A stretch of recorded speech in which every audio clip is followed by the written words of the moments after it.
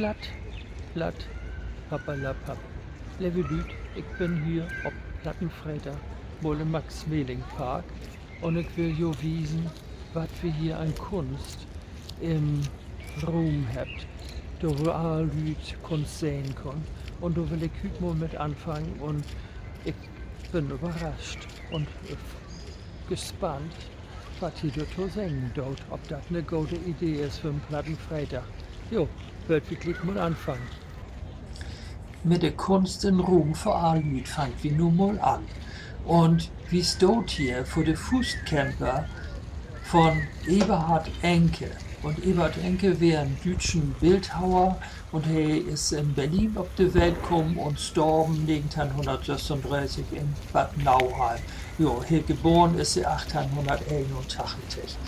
Jo, er hat in München studiert an der Kunstakademie und wäre in der Meisterklasse von Wilhelm von Rühmann. Und der Fußcamper, den wir hier sehen, der ist dort in Harburg an der Elbe und Bad Obstein stolt 1913.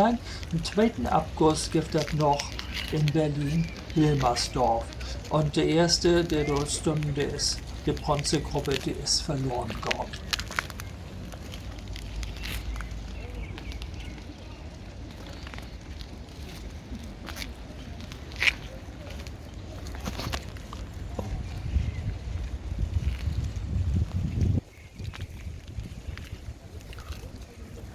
Jo, wenn man da mal anfasst, das ist halt Glück bringen, ne? Jo.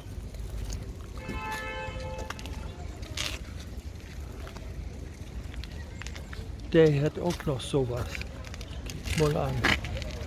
Jo, das wäre der Platte Freitag. Ich wünsche ein schönes Wochenende und die Jungs auch. Tschüss.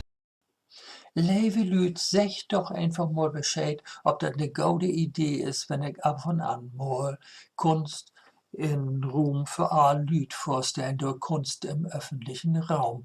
Das wäre mal was anderes und da gibt es eine ganze Menge von und ich finde richtig schöne Suppen und nicht immer steht da wie von wem das ist und auf welchem Material. Sagt einfach Bescheid, ich war mir frei.